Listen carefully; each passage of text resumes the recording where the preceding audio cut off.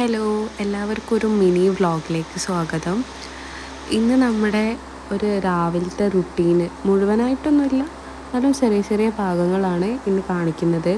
അപ്പോൾ രാവിലെ നമുക്ക് ഗോതമ്പ് ദോശയാണ് കടിയായിട്ട് വരുന്നത്. അതിപ്പോൾ ഞാൻ അതിന് വേണ്ടിയിട്ടുള്ള കാര്യങ്ങൾ റെഡിയാക്കുകയാണ്. ഗോതമ്പ് ദോശയിൽ കട്ടി കൂടിയിട്ടുണ്ടെങ്കിൽ നമ്മളെ ദോശ ചട്ടിയിൽ നിന്ന് കിട്ടാൻ നല്ല ബുദ്ധിമുട്ടാണ്. അതുകൊണ്ട് തന്നെ നല്ല രീതിക്ക് ഒരു കൺസിസ്റ്റൻസി മെയിൻറ്റെയിൻ ചെയ്തിട്ടുണ്ടെങ്കിലേ അത് കറക്റ്റായിട്ട് നമുക്ക് ദോശയായിട്ട് ചുട്ടെടുക്കാൻ പറ്റുള്ളൂ. അപ്പോൾ അതിനനുസരിച്ചിട്ടുള്ള വെള്ളം കുറച്ച് മിക്സ് ചെയ്തിട്ട് വേണം നമ്മളത് റെഡിയാക്കാൻ വേണ്ടിയിട്ട്. ഇന്ന് ഉപ്പാൻ്റെ വക ഒരു സ്പെഷ്യൽ ഒരു കൂട്ടാനുണ്ട്, വെജിറ്റബിൾ വെച്ചിട്ടുള്ള. അപ്പോൾ അത് ചെയ്യുന്നുണ്ട്. അപ്പോൾ ആ ടൈം കൊണ്ട് തന്നെ മാവ് റെഡി ആയിട്ടുണ്ടായിരുന്നു. അപ്പോൾ ഞാൻ ദോശ ചുടാമെന്ന് വിചാരിച്ചു. കുറച്ച് കട്ടിയിൽ വേണം ദോശ കിട്ടാൻ വേണ്ടിയിട്ട്, ഇല്ലാന്നുണ്ടെങ്കിൽ ദോശ ചട്ടിയിൽ നമുക്ക് കിട്ടൂല. അപ്പോൾ ഇന്ന് സാമ്പാറാണ് ഉച്ചക്കൊക്കെ. ആ ടൈമിൽ ഉപ്പത് അരിഞ്ഞ് വെച്ചിട്ടുണ്ടായിരുന്നു ഉപ്പാക്ക് വേണ്ടിയിട്ടുള്ളത്, ആ ഒരു കറിക്ക് വേണ്ടിയിട്ടുള്ളത്. അപ്പോൾ ഉപ്പ് പറഞ്ഞിട്ടുണ്ടായിരുന്നു ഉപ്പും മഞ്ഞൾപ്പൊടിയും കുറച്ച് വെള്ളം ഒഴിച്ചിട്ട് അത് കുക്കറിലൊന്ന് വേവിച്ചെടുക്കാൻ വേണ്ടിയിട്ട്, നന്നായിട്ട് ഉടയരുത്, ചെറുതായിട്ടൊന്ന് വേവിച്ചെടുക്കാൻ പറഞ്ഞിട്ടുണ്ടായിരുന്നു. അപ്പോൾ അതിനുള്ള കാര്യങ്ങൾ റെഡിയാക്കുകയാണ്. അത് വേവിക്കാൻ വേണ്ടിയിട്ട് വെച്ചിട്ടുണ്ട്. അപ്പോൾ ഉമ്മ പറഞ്ഞു കുറച്ചും കൂടെ ദോശയിൽ വെള്ളത്തിൻ്റെ കുറവുണ്ടെന്ന്. അപ്പോൾ ഉമ്മ വെള്ളം ഒഴിച്ചിട്ട് അത് റെഡിയാക്കുകയാണ്. അതുപോലെ നമുക്ക് സാമ്പാറിന് വേണ്ടിയിട്ടുള്ള സാമ്പാർ പൊടി, കായം, അതേപോലെ വെണ്ടക്ക, ക്യാരറ്റ്, തക്കാളി, ഉള്ളി, പച്ചമുളക്, ഇതൊക്കെ ഞാൻ കൂടുതൽ റെഡിയാക്കിയിട്ടുണ്ട്. ഇതൊക്കെ നേരെ ഫ്രിഡ്ജിൽ നിന്ന് എടുത്തുകൊണ്ടിരിക്കുമ്പോൾ തന്നെ ഒരു പാത്രത്തിൽ എടുത്തുകൊണ്ടെന്നാൽ നമുക്ക് എളുപ്പത്തിൽ ക്ലീൻ ചെയ്യാനൊക്കെ പറ്റുമല്ലോ. പിന്നെ അതേപോലെ ക്യാരറ്റിൻ്റെ മോൾ ഭാഗവും അടിഭാഗമൊക്കെ ക്ലീൻ ചെയ്ത് അതൊരു പാത്രത്തിൽ തന്നെ വെച്ചിട്ട് ഞാൻ നന്നായിട്ട് ക്ലീൻ ചെയ്ത് വാഷ് ചെയ്തിട്ട് ഒരു പാത്രത്തിൽ വെച്ചിട്ടുണ്ട്. പിന്നെ ഉള്ളിയൊക്കെ മുറിച്ചിട്ട് അത് നോക്കുന്നുണ്ട്. പിന്നെ നമ്മൾ സാമ്പാറിനാവുമ്പോൾ കുറച്ച് വലിപ്പത്തിലല്ല അരിയുക, അങ്ങനെ അതൊക്കെ അരിഞ്ഞ് റെഡിയാക്കി വെക്കുന്നുണ്ട്.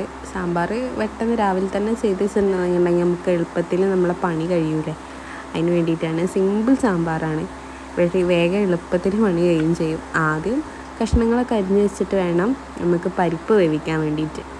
ഈ തക്കാളിയും വെണ്ടയ്ക്കയും, തക്കാളി ഞാൻ ആദ്യം ചേർത്തിട്ടുണ്ടായിരുന്നു, വെണ്ടയ്ക്ക നമ്മൾ ലാസ്റ്റ് ഒന്ന് വെളിച്ചെണ്ണയിലൊന്ന് ഫ്രൈ ചെയ്യണ പോലെ, അധികം ഫ്രൈ ആവാതെ ഒന്ന് വേവിച്ചെടുത്തിട്ടാണ് സാമ്പാറിൽ ചേർക്കലുള്ളത്.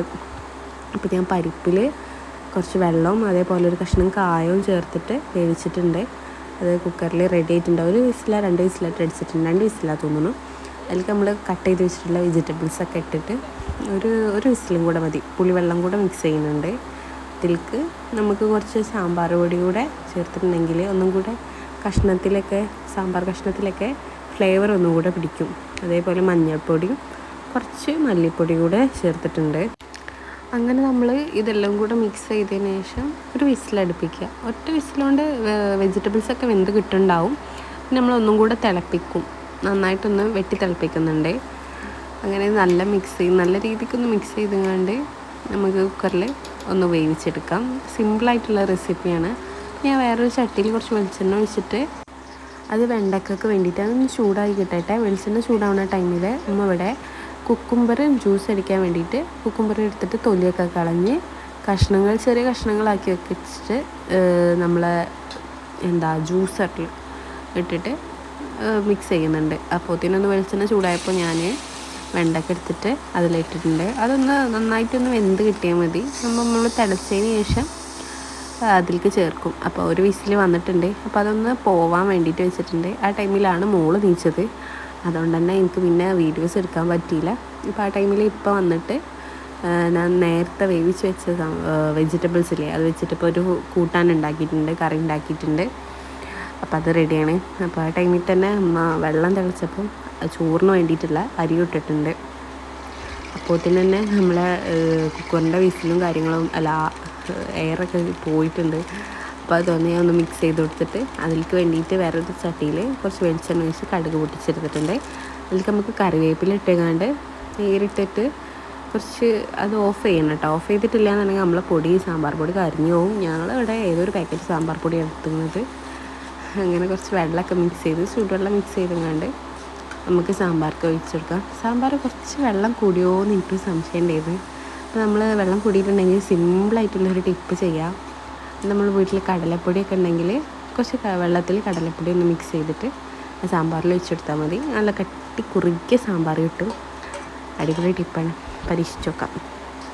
അങ്ങനെ നമ്മുടെ വെണ്ടയ്ക്ക ഇട്ടിട്ട് ഒന്നും കൂടെ ഒന്ന് തിളപ്പിച്ചെടുത്താൽ മതി. ചെറിയൊരു ചൂടാകുമ്പോൾ ഒന്ന് തിളപ്പിച്ചെടുക്കുക. പിന്നെ നമ്മൾ റെഡിയാക്കി ചെയ്യുന്നതില്ലേ കടുകും കറിവേപ്പിലയും അതേപോലെ സാമ്പാർ പൊടിയും അതൊക്കെ കൂടെ ഒന്ന് മിക്സ് ചെയ്ത്, അപ്പോൾ നമ്മൾ സാമ്പാർ റെഡിയാണ്. ലാസ്റ്റ് കുറച്ച് മല്ലിയിലയും കൂടെ ഇട്ടിട്ടുണ്ടെങ്കിൽ പെർഫെക്റ്റ് സാമ്പാർ. നല്ല ടേസ്റ്റുള്ള സാമ്പാറാണ്. ഏത് സാമ്പാർ പൊടി വെച്ചിട്ടായാലും ഏത് സാമ്പാർ കഷ്ണങ്ങൾ വെച്ചിട്ടായാലും ട്രൈ ചെയ്ത് നോക്കാൻ പറ്റും കേട്ടോ. ഇങ്ങനെയുള്ള കൂടുതൽ റെസിപ്പീസിനും അതേപോലെ ഷോർട്ടായിട്ടുള്ള മിനി വ്ളോഗ്സിനൊക്കെ വേണ്ടിയിട്ട് നമ്മുടെ പേജ് സബ്സ്ക്രൈബ് ചെയ്യുക. അതേപോലെ നമ്മൾ ഷോർട്സിനൊക്കെ ലൈക്ക് ചെയ്യുക, വീഡിയോസ് ലൈക്ക് ചെയ്യുക. അപ്പോൾ ഓക്കെ, ബൈ.